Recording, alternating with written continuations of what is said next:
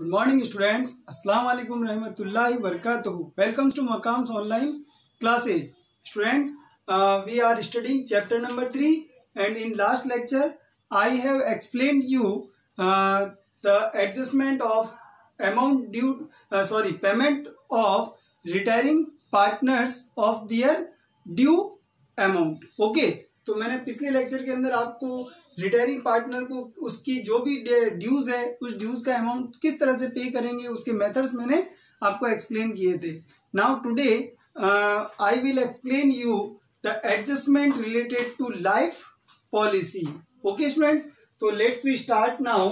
First, adjustment of life policies in case of retirement. अब यहाँ पे लाइफ पॉलिसी दो तरीके की है, एक रिटायरमेंट वाली और एक डेथ वाली. तो रिटायरमेंट वाली का एडजस्टमेंट कैसे करेंगे, हम पहले ये करेंगे, उसके बाद डेथ वाली करेंगे. ओके स्टूडेंट्स, तो रिटायरमेंट के अंदर जो है वो पॉलिसी का एडजस्टमेंट देखिए.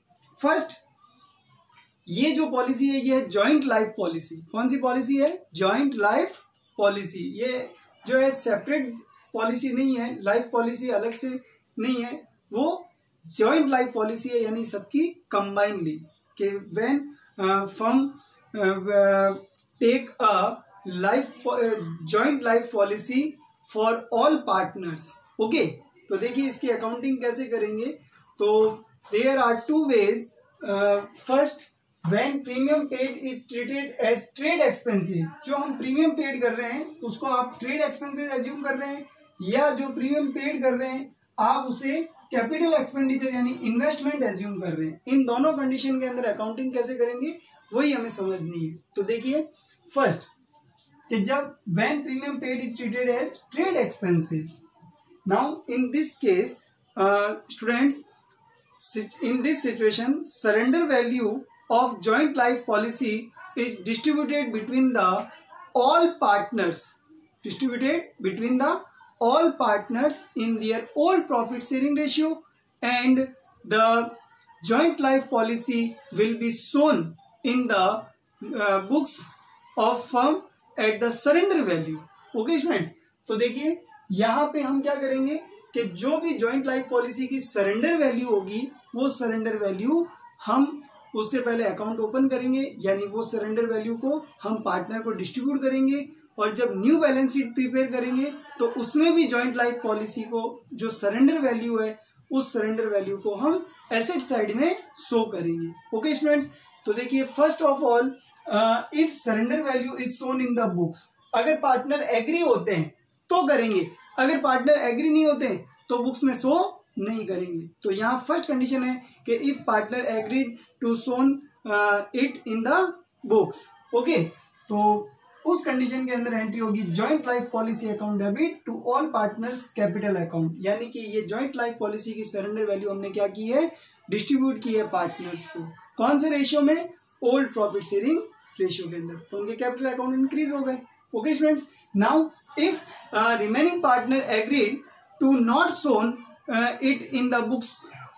ओके, यानी कि अगर शेष साझेदार जो है वो रिमेनिंग पार्टनर जो है वो जॉइंट लाइफ पॉलिसी को बुक के अंदर शो नहीं करना चाहते हैं इसको, तो फिर उस कंडीशन के अंदर इसको क्या करेंगे, हम राइट ऑफ कर देंगे. देखिए ये है जॉइंट पॉलिसी अकाउंट ओपन करना, ये है पॉलिसी अकाउंट ओपन करना. तो अब इसको क्या करना है, राइट ऑफ करना है. तो राइट ऑफ जब करेंगे तो वो एंट्री होगी remaining partners capital account debit to joint life policy account, और ये एंट्री होगी हमारे न्यू प्रॉफिट शेयरिंग रेशियो के अंदर, नए लाभ हानि अनुपात के अंदर, न्यू प्रॉफिट शेयरिंग रेशियो में. ओके स्टूडेंट्स, तो remaining partners capital account debit to joint life policy account, ये पॉलिसी अकाउंट ओपन करना, ये पॉलिसी अकाउंट क्लोज करना. ओके, ये बुक में शो करना, ये बुक में शो नहीं करना. तो ये दो एंट्री करेंगे अगर क्वेश्चन में गिवन है कि पार्टनर उसे शो नहीं करना चाहते हैं. ठीक है, तो पहले अकाउंट ओपन होगा फिर वो बंद हो जाएगा. बट इन दोनों की प्लेस पर हम एक एंट्री भी कर सकते हैं, वो एंट्री होती है remaining partners capital account debit to retiring partners capital account. वापस सुनिए, remaining partners capital account debit to retiring partners capital account, और वो होगी गेनिंग रेशियो के अंदर. कौन सी रेशियो के अंदर? गेनिंग रेशियो के अंदर. देखो यहाँ पर ये जो शेयर होगा रिटायरिंग पार्टनर्स का वो हम किसको दे देंगे, रिमेनिंग वालों को दे देंगे. तो रिमेनिंग वाले डेबिट हो जाएंगे, रिटायरिंग वाला क्रेडिट हो जाएगा। फॉर एग्जाम्पल जैसे मान लीजिए कि भाई ए बी और सी पार्टनर है, इनका रेशियो है 3:2:1, 3:2:1। अब कंपनी ने इन सब के ऊपर जो है 60,000 की जॉइंट लाइफ पॉलिसी ले रखी है। 60,000 की क्या ले रखी है? Joint life policy. अब यहाँ पर जो है वो ए रिटायर हो जाता है। ए क्या हो जाता है? रिटायर हो जाता है। तो रिटायर होने पर सबसे पहले देखा जाएगा कि इसकी सरेंडर वैल्यू कितनी है। 60,000 तो पॉलिसी की वैल्यू है, सरेंडर वैल्यू कितनी है? सरेंडर वैल्यू का मीन्स होता है कि amount payable from the insurance company at the time of policy surrender. Okay, यानी कि पॉलिसी को सरेंडर करने पर उसकी जो वैल्यू होती है वही हमारा सरेंडर वैल्यू होता है। ओके, तो देखिए बेटा, मान लेते हैं इसकी सरेंडर वैल्यू जो है वो हमारी 24,000 है। कितनी है? 24,000 रुपीज है। ठीक है, 60,000 की पॉलिसी है, उसकी वैल्यू कितनी है? 24,000। Okay student, surrender value. Now अब यहां पर जैसे कि रिमेनिंग पार्टनर कौन है? बी और सी। अगर ये एग्री होते हैं कि हमें जॉइंट लाइफ पॉलिसी को बुक में शो करना है, तो यहाँ पर जब शो करना है तो ओनली कितनी एंट्री होगी? 1 एंट्री, वो भी ये वाली एंट्री होगी, joint life policy account debit to all partners, यानी to A's capital, to B's capital, to C's capital. Okay, और वो भी उनके ओल्ड प्रॉफिट शेयरिंग रेशियो ने 3:2:1 के अंदर होगी। ठीक है, 3:2:1 के अंदर। सरेंडर वैल्यू से 24,000 को 3:1 के अंदर डिस्ट्रीब्यूट कर देंगे, 12,000, 8,000 एंड 4,000 रुपीज। तो ये तो हो गई first entry. And if B and C remaining partner agreed to not shown it in the books of the firm, अगर ये ना जो है एग्री होते हैं कि हमें बुक में शो नहीं करनी है, तो फिर सेकंड एंट्री जो है वो हो जाएगी रिमेनिंग पार्टनर टू जेएलपी। तो रिमेनिंग पार्टनर कौन है? बी और सी है। अगर इनका जो भी new profit sharing ratio given है तो उसको यूज करेंगे। यहाँ पर मान लीजिए कि इक्वल गिवन हो जाए कि भाई दोनों का रेशियो इक्वल है, तो यहाँ इक्वल का मीनिंग हो जाएगा कि भाई B's capital account debit, C's capital account debit to joint life policy. अब ये 24,000 इक्वल डिस्ट्रीब्यूट करो तो 12,000 और 12,000 हो जाएंगे। ओके बेटा, ये तो हो गई 2 एंट्री। लेकिन अगर अपन चाहें तो इन दोनों की कंबाइनली एक एंट्री भी हो सकती है। ठीक है, कंबाइनली एक एंट्री कैसे होगी वो मैंने अभी बताया था कि भाई remaining partners capital account debit to retiring partners. तो यहाँ पर ये देखा जाएगा कि बी और सी का गेन कितना है, बी और सी का गेन कितना है ये देखा जाएगा। तो जैसे मान लीजिए रिमेनिंग पार्टनर, तो B's capital account debit, C's capital account debit to A's capital account entry हो जाएगी उसकी। ठीक है बच्चों, लेकिन यहाँ पे जो एंट्री होगी वो सिर्फ ए के अमाउंट से होगी, यानी ए का अमाउंट कितना है? 12,000 रुपीज है। 12,000 कैसा आया कि भाई 24,000 सरेंडर वैल्यू, उसमें ए का पार्ट कितना है? तो ए का शेयर है 3/6, यानी कि 6 4 24, 4 3 12,000। तो ये 12,000 डिस्ट्रीब्यूट करेंगे हम, वो भी बी और सी को। अब मान लीजिए कि बी और सी का गेनिंग रेशियो 2:1 ही है, तो यहाँ पे 8,000 और 4,000 से ये डेबिट हो जाएंगे और ए क्या हो जाएगा? क्रेडिट हो जाएगा। ओके स्टूडेंट्स, तो ये हो गया हमारा फर्स्ट एडजस्टमेंट कि when premium paid is treated as trade expenses. Now if बीमा policy, if JLP joint life policy is actually surrendered to insurance company and received the amount, then the entries will be passed. First entry cash account debit to joint life policy, ये तो हो गया policy receive करने की entry, policy का amount receive करना। Okay, यानी actual में सरेंडर कर दी। अभी सरेंडर की ये जो है सरेंडर नहीं की, ओनली उसकी वैल्यू कैलकुलेट की कि अगर हम इसको सरेंडर कर दें तो हमें कितना पैसा रिसीव होगा। ठीक है, ये वो है। लेकिन ये है कि एक्चुअल के अंदर ही दे दी। अब एक्चुअल के अंदर दे दी तो इनको कितना पैसा मिलेगा? 24,000। तो first entry cash account debit to joint life policy account 24,000। Okay, and now 24,000 को डिस्ट्रीब्यूट करेंगे तो same entry joint life policy account debit to all partners capital account, ये उसको डिस्ट्रीब्यूट करने की एंट्री है। ठीक है बच्चों, ये था फर्स्ट। अब second, when premium is paid, when premium paid is treated as capital expenditure investment. Students, in this case joint life policy account is already appeared in the books at the surrender value, so there are no any need to pass any journal entry. Okay, तो देखिए इस case के अंदर पहले से joint life policy account books के अंदर open होता है, सरेंडर वैल्यू पर ही शो होता है, और अब हमें नई कोई भी अकाउंटिंग उसकी करने की जरूरत नहीं है। But if it is revalued, यानी जॉइंट लाइफ पॉलिसी को अगर वापस रीवैल्यू किया जाए, उसका पुनर्मूल्यांकन किया जाए, तो if it is revalued then the adjustment will be made through the revaluation account. Okay, तो रीवैल्यूशन अकाउंट से कैसे करेंगे इसको देखिए, ध्यान से समझना जॉइंट लाइफ पॉलिसी को। तो यहाँ पे जॉइंट लाइफ पॉलिसी को जो है ना बेटा, वो इन्वेस्टमेंट यानी कि एसेट्स एज्यूम किया जाएगा। क्या एज्यूम किया जाएगा? एसेट्स। तो हमें एसेट्स के अकॉर्डिंग ही उसकी अकाउंटिंग करनी है, ट्रीट करके कि if assets is increase it will be shown the credit side of revolution account, and if the assets is decrease then it will be shown in the debit side of revolution account. For example कि भाई JLP जो है joint life policy, उसकी question के अंदर book value हमें given है, book value 12,000 rupees. कितने थाउजेंड? 12,000 रुपीज। एंड नाउ इसको रीवैल्यू करेंगे तो रीवैल्यूड, अब देखिए रीवैल्यूड जो है अगर इसकी रीवैल्यूशन इंक्रीज होती है यानी कि ये हो जाता है 14,000, तब तो इसको रीवैल्यूशन के कहाँ शो करेंगे? क्रेडिट के अंदर। कहाँ शो करेंगे? क्रेडिट के अंदर। और अगर इसकी वैल्यूशन जो है वो हो जाती है 10,000, तो ये डिक्रीज हो गई, तो डिक्रीज होने से इसको कहाँ शो करेंगे? डेबिट वाली साइड के अंदर। किसमें? Revaluation account. Adjustment will B pass through the revaluation account. Okay students, तो ये रीवैल्यूशन अकाउंट में आएगा। किसमें आएगा? रीवैल्यूशन अकाउंट के अंदर। But if the remaining partners agreed to write off the joint life policy account, then the entry is same is second, remaining partners capital account debit to joint life policy। यही entry same to same करेंगे कि अगर remaining partner उसको show नहीं करना चाहते हैं तो यही सरेंडर वैल्यू पर ही आएगी, जो भी एक्चुअल वैल्यू होगी उसकी वैल्यूशन होगी, उस वैल्यूशन के ऊपर ये एंट्री हो जाएगी, remaining partners capital account debit to joint life policy account. Okay students, तो ये हो गया हमारा फर्स्ट कि भाई वो बुक में शो करना चाहते। नाउ इसके अंदर सेकंड कंडीशन ये जो है वो यहाँ पर सेम टू सेम यही एंट्री करेंगे कि फर्स्ट कि if joint life policy is actually surrendered to the insurance company and is received the amount. Okay, तो उस कंडीशन में सबसे पहले अमाउंट रिसीव होगा, cash account debit to joint life policy same entry होगी इस कंडीशन के अंदर भी।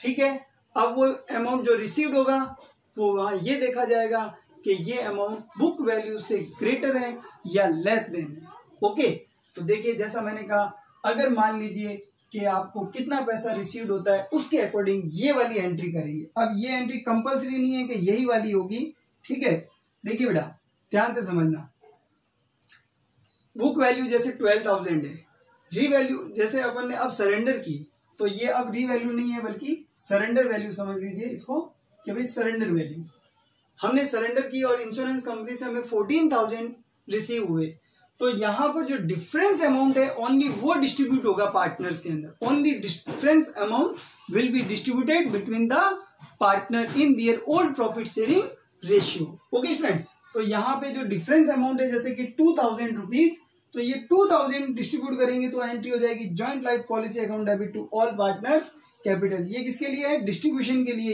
ये किसके लिए है? डिस्ट्रीब्यूशन। ओके, बट इफ अगर हमें सरेंडर वैल्यू जो है वो हमारी बुक वैल्यू से कम हो जाए, हमें कम पैसा रिसीव हो, जैसे बुक वैल्यू 12,000 है लेकिन हमें रिसीव ओनली कितना हुआ? 10,000, तो यहाँ पे ये लॉस होगा, और ये लॉस डिस्ट्रीब्यूट जब करेंगे तो इसकी ऑपोजिट एंट्री हो जाएगी, रिवर्स एंट्री हो जाएगी।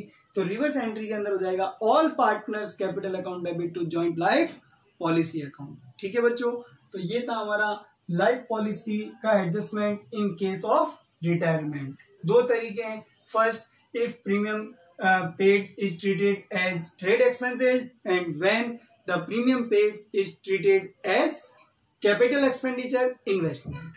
क्लियर? नाउ अब हम करेंगे adjustment of life policies in case of death.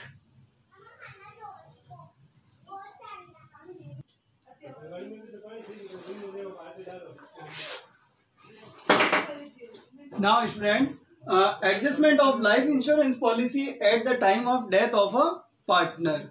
There are two life policies. First, individual life policy and second, joint life policy. So first we take individual life policy. Individual life policy means जितने partner है उतनी life policy जो है firm लेती है, ठीक है। तो देखिए यहाँ पे इस केस के अंदर जो है वो first the premium paid for life policy is treated as revenue expenditure and it is transferred into profit and loss account at the end of the year. Okay students, तो देखिए यहाँ पर लाइफ पॉलिसी को जो है वो revenue expenditure ही assume किया जाएगा उसके प्रीमियम को, और जैसे ईयर एंड होगा उसको प्रॉफिट एंड लॉस में क्या कर देंगे, ट्रांसफर कर देंगे। तो देखिए कौन कौन सी एंट्री इसके अंदर की जाएगी, जब प्रीमियम को जब लाइफ पॉलिसी सबकी क्या होगी, सेपरेट होगी, इंडिविजुअल होगी। इसमें एक ही मेथड है इंडिविजुअल लाइफ पॉलिसी के अंदर कि उसको एक्सपेंडिचर एज्यूम किया जाएगा। ओके, कौन सा, रेवेन्यू एक्सपेंडिचर, ठीक है बेटा। तो देखिए रेवेन्यू एक्सपेंडिचर के अंदर पहली होगी फॉर प्रीमियम पेड। तो जैसे जैसे जितनी बार प्रीमियम, ईयर के अंदर जितने टाइम प्रीमियम पेड करेंगे उतने टाइम ये एंट्री की जाएगी, है ना। तो जनरल एंट्री हो जाएगी insurance premium account debit to cash और बैंक अकाउंट। क्लियर स्टूडेंट्स, तो ये तो ईयर के अंदर अगर मान लीजिए क्वार्टरली है तो ये 4 टाइम होगी, अगर मंथली है तो 12 टाइम होगी ये एंट्री, और अगर हाफ ईयरली है तो 2 टाइम, एनुअली है तो 1 टाइम। क्लियर। नाउ अब पूरे होल ईयर के अंदर जितना प्रीमियम पेड किया वो सारा at the end of the year premium is transferred into profit and loss account. तो profit and loss account debit to insurance premium account. यहाँ डेबिट है, यहाँ क्या हो जाएगा, क्रेडिट हो जाएगा। देखिए 2 है तो वैसे भी इसको क्या एज्यूम कर रहे हैं, एक्सपेंडिचर है ये। प्रॉफिट एंड लॉस में कहाँ आता है, डेबिट वाली साइड में, यानी 2 वाली साइड में। तो एंट्री क्या बन गई, profit and loss account debit to insurance premium. Okay, ये एंट्री होगी ईयर में 1 टाइम, ये होगी जितने टाइम आपने क्या किया है, इंश्योरेंस प्रीमियम पेड किया है। ओके स्टूडेंट्स, नाउ अब ये जो 2 एंट्रीज है ये एवरी ईयर होगी, ठीक है। यानी कि ये तो होल ईयर, जितने ईयर में जितने टाइम आपने प्रीमियम पेड किया उतने टाइम, और ये ईयर में 1 टाइम।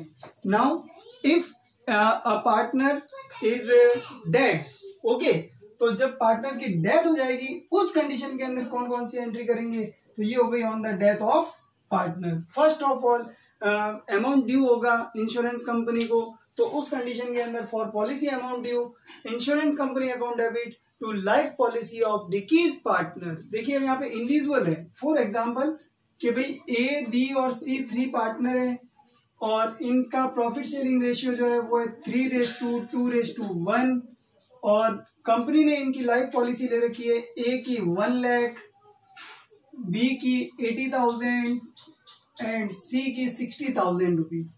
ये इनकी लाइफ पॉलिसी है सेपरेटली, अलग अलग। अब यहाँ पे फॉर एग्जांपल कि भाई ए जो है वो ए की डेथ हो जाती है, किसकी डेथ हो जाती है, ए की। तो यहाँ पे for life policy amount due insurance company account debit to life policy of A, life policy of A, A's life policy कितना होगा, 1 लाख से ये एंट्री होगी। Okay students, second entry for amount received. तो जैसे ही इंश्योरेंस कंपनी से amount received होगा, देखिए डेथ की जो डेट होगी वो अलग होगी, अमाउंट रिसीव की डेट अलग होगी। कुछ दिन के बाद क्लेम जो है वो पास होता है और अमाउंट रिसीव होता है, ठीक है बेटा। तो यहाँ पे जिस दिन, ये तो हो गया डेथ वाले दिन, और ये हो जाएगा आपका जिस दिन क्लेम पास होता है और आपको अमाउंट रिसीव्ड होता है। तो अमाउंट रिसीव्ड जब होगा तो cash account debit to insurance company, ये जनरल एंट्री पास होगी। अब यहाँ पे अमाउंट कितना होगा, 1 लाख रुपीज। बट स्टूडेंट्स जब डिस्ट्रीब्यूशन करेंगे तो उस डिस्ट्रीब्यूशन के अंदर जो रिमेनिंग पार्टनर्स हैं उनकी पॉलिसीज, जो इंडिविजुअल पॉलिसीज है उसकी सरेंडर वैल्यू को भी यहाँ डिस्ट्रीब्यूट करेंगे, ठीक है। क्या क्या डिस्ट्रीब्यूट होगा, देखो जो डेथ हो गई जिस पार्टनर की, उसकी तो पॉलिसी का होल अमाउंट, पूरा कंप्लीट अमाउंट जो है वो डिस्ट्रीब्यूट होगा, और जो रिमेनिंग पार्टनर है उनकी पॉलिसी का सरेंडर वैल्यू। तो फॉर एग्जांपल जैसे बी की जो है वो सरेंडर वैल्यू 16,000 है, और एक सी की पॉलिसी की वैल्यू जो है वो मान लेते हैं कि भाई 12,000 है। कितनी है, 12,000। ओके स्टूडेंट्स, अब यहाँ पर जब हम डिस्ट्रीब्यूट करेंगे 12,000 या 13,000, कुछ भी ले लीजिए, ये लीजिए 13,000, क्लियर। तो यहाँ पर अब जब डिस्ट्रीब्यूट करेंगे तो ये 1 लाख, ये 16,000 और ये 13,000, टोटल अमाउंट जो है वो डिस्ट्रीब्यूट कितना होगा, 1,29,000 रुपीज डिस्ट्रीब्यूट होगा पार्टनर्स के अंदर। ठीक है बेटा, तो देखो एंट्री क्या करेंगे, लाइफ पॉलिसी ऑफ डिकीज partner means A's policy account debit, life policy of other partner means B and C, तो life policy of B partner या B's policy account, A's policy account debit, B's policy account debit, C's policy account debit to all partners capital, to A's capital, to B's capital, to C's capital. और ये जो है amount total 1,29,000 distribute होगा 3:2:1 के अंदर, यानी 3/6, 2/6 and 1/6। ए की policy 1 lakh, B की पॉलिसी में 16,000, सी की पॉलिसी के अंदर 13,000 और कैपिटल के अंदर जो डिस्ट्रीब्यूट होगा वो अमाउंट आएगा। ठीक है, तो ये हो गया कौन सा, individual life policy. Individual means कि भाई सबकी सेपरेट पॉलिसी अलग अलग ली गई है, तो जिसकी डेथ हो जाएगी उसका तो पूरा अमाउंट आ जाएगा और रिमेनिंग वालों का क्या लेना है, हमें सरेंडर वैल्यू लेनी है। ठीक है, ये एंट्री हमेशा करनी है, जितनी बार प्रीमियम पेड होगा ये ईयर में 1 टाइम करनी है। और ये सारी एंट्री कौन सी है, जब किसी पार्टनर की डेथ हो जाएगी तो पहले ड्यू करेंगे, फिर रिसीव करेंगे, उसके बाद डिस्ट्रीब्यूट करेंगे। ठीक है, चलते हैं next, joint life policy. Joint life policy के अंदर देखिए कैसे करेंगे, जॉइंट लाइफ पॉलिसी अच्छे से समझना। यहाँ पे इसके 3 मेथड्स है, जॉइंट लाइफ पॉलिसी की अकाउंटिंग का एडजस्टमेंट करने के कितने मेथड्स है, 3 मेथड्स है। अब 3 मेथड्स के अंदर कौन कौन से मेथड है, फर्स्ट है कि when premium paid is treated as revenue expenditure, okay, यानी इसको जो है ट्रेड एक्सपेंसेस एज्यूम किया जाए। क्या एज्यूम करेंगे, ट्रेड एक्सपेंसेस। दूसरा, अगर हम इसको इन्वेस्टमेंट एज्यूम करें, क्या एज्यूम करें, investment means capital expenditure assume किया जाए, capital expenditure, okay. And when reserve made to equal the investment amount, okay, यानी इन्वेस्टमेंट के इक्वली जो है वो रिजर्व भी मेड किया जाए। तो अगर हम क्या करें, रिजर्व मेड करें,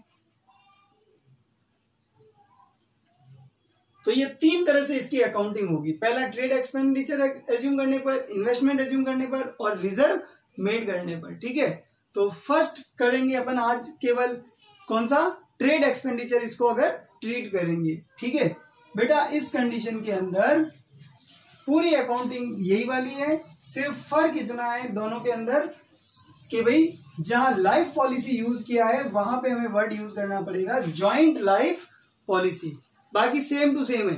प्रीमियम पेड कर देंगे, ट्रांसफर करेंगे, प्रीमियम पेड करेंगे, ट्रांसफर करेंगे, यानी कि जितने टाइम करेंगे ये और फिर ईयर में ये हो जाएगा।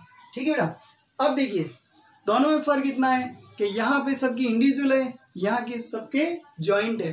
तो किसी एक पार्टनर की अगर डेथ हो गई तो इंश्योरेंस कंपनी से पूरा का पूरा पैसा रिसीव हो जाएगा। ठीक है, किसी एक पार्टनर की भी डेथ होने पर। फॉर एग्जांपल ए, बी और सी पार्टनर है 5:3:2 में, और इन्होंने भी इंश्योरेंस करवा रखा है 1 लाख रुपीज का अपनी लाइफ पॉलिसी का, जॉइंट लाइफ पॉलिसी है 1 लाख रुपीज की।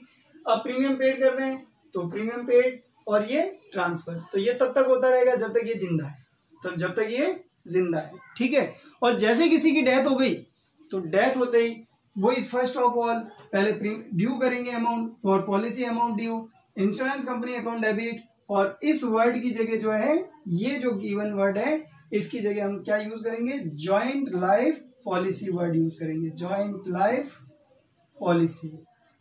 Okay students, joint life policy account, इस वर्ड की जगह ये यूज होगा। क्लियर। फिर उसके बाद अमाउंट रिसीव, तो same to same cash account debit to insurance company as it is, ये सेम हो जाएगा।